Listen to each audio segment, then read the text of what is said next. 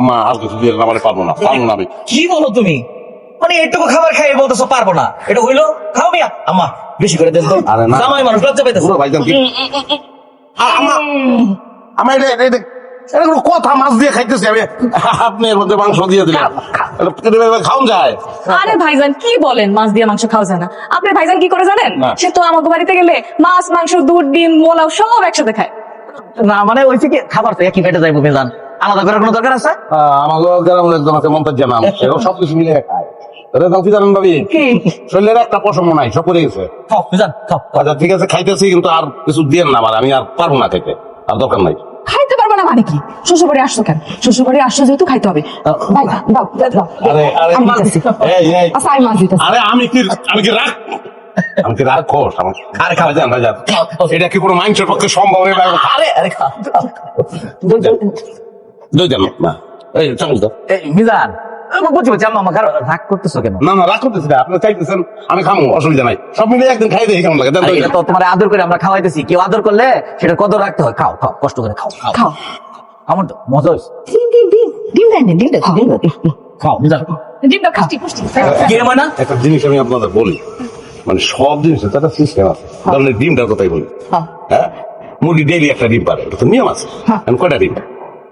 1, 2, 3, 4, 5, 6, 7, 8, 9, 10, 11। আপনি মুরগিটা যদি রিকোয়েস্ট করেন যে 11টা ডিম আজকেই পারবি, মুরগিটার অবস্থা কি হবো?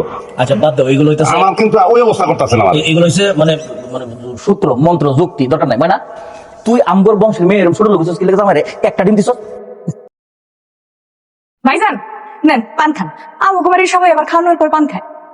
আমি খাওয়ার পরে পান খাইলে আমি প্রেগনেন্ট হয়ে যাই, মানে? জমি যায় আবার। ও আল্লাহ ভাইজান, আগে কইবেন না, ঘরে তো বমির ওষুধ আছে, তাহলে বমির ওষুধ নিয়ে আহি।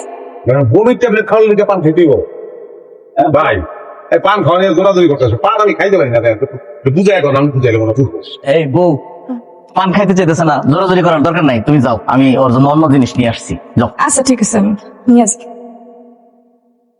কি খাইতে এনে খারাইছিলা? সিগারেট খাও, লজ্জার কিছু নাই। আমি সম্বন্ধী হইলে কি বয়স তো কাছাকাছি, লজ্জা পাও না। অনুমতি দিলাম, একসাথে সিগারেট খাওয়া যায়। এই যে আনছি সিগারেট। বাজার আমি সিগারেট আছে আমার। তোমার কাছে একটা আছে, একটা খাইলে কি পেট ভরে? একটা জিনিস সবসময় মাথায় রাখবা, জীবনে যা কিছু খাইবা পেটটা বইরা খাইবা। এই যে দেখো, আমি 10 প্যাকেট সিগারেট নিয়েছি, ইচ্ছা তো খামো। ধরো। সিগারেট কি পেট বুঝে খাওয়ানোর জিনিস? আর যত এখানে পেট ভরবো আপনার সিগারেট খেয়া, কেমন কথা বললেন? একটা ক্ষতিকর জিনিস, ছাড়তে পারি না, দিকে মাঝে মধ্যে 2-1টা খাই, আর আপনি কইতেছেন যে পেট ভরে খাবো। কি কইতেছেন? কি যে বলো তুমি!